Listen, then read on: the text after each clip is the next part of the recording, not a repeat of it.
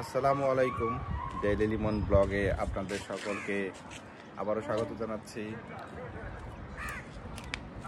বাড়ির কাজ শেষ করে আজকে সকালবেলা আমরা রংপুরে চলে আসছি, আমি এবং আমার বাবা।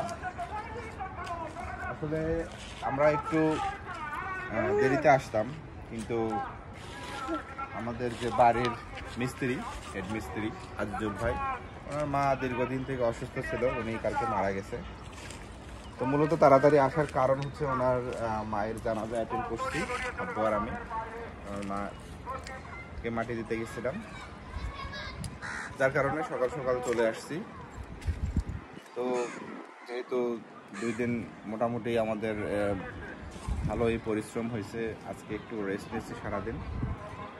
আর যেহেতু একজন স্টাফের বাড়িতে মারা গেছে, সেজন্য কোনো মিস্ত্রি আজকে আসেনি। তো বিকেলবেলা আকাশটা একটু নরম মনে হচ্ছে, যে বৃষ্টি বৃষ্টি ভাব, বাট ছাদে এসে দেখতেছি যে আসলে তেমন মেঘ নাই, কিন্তু বাতাসটা অনেক সুন্দর, এখানে খুব সুন্দর বাতাস। ওই জন্য ছাদে আসলাম একটু বাতাস খাইতে, আর সেই সাথে আপনাদের সঙ্গে একটু মোমেন্ট শেয়ার করবো, একটা ভিডিও বানাচ্ছি।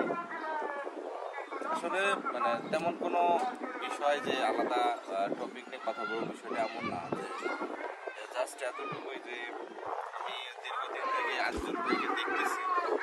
আমার মা যেদিন অসুস্থ হয়, হসপিটালে নিয়ে যায়, সেদিন সে আমাকে বলতেছিল যে ওনার মা অসুস্থ, এবং দীর্ঘদিন 4-5 মাস সে তার মাকে মানে কি যে মানে মা জিনিসটা যে কি, সে মাঝে মাঝে এসে আমার কাছে বলতো যে ভাই, মানে আমার মার তো বয়স হয়ে গেছে, মা তো আমার বাঁচবেই না, যেহেতু উনি ক্যান্সারের রোগী ছিল।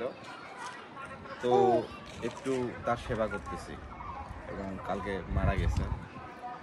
সে অনেক অনেক সেবা করছে মায়ের। আজকাল আসলে এই জিনিসগুলা উঠে যাচ্ছে প্রায়।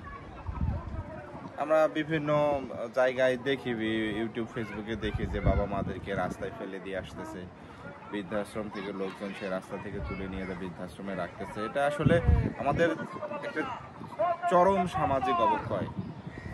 এই চরম সামাজিক অবক্ষয়ের মাঝে যে একজন মিস্ত্রি, মানে সে তো রাজমিস্ত্রি কাজ করে, তার মাকে যেভাবে সে দেখছে, যেভাবে তার সেবা করছে, এটা আসলে একটা, আমি মনে করি একটা উদাহরণস্বরূপ।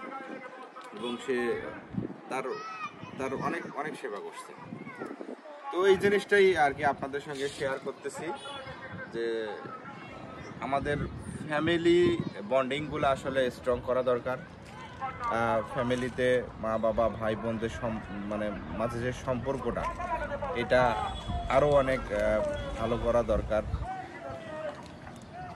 বিভিন্ন ধরনের সমস্যা থাকতে পারে, মনোমালিন্য থাকতে পারে, সব কিছুই পাশ কাটিয়ে ফ্যামিলিটাকে আমাদের সুন্দরভাবে রান করা দরকার।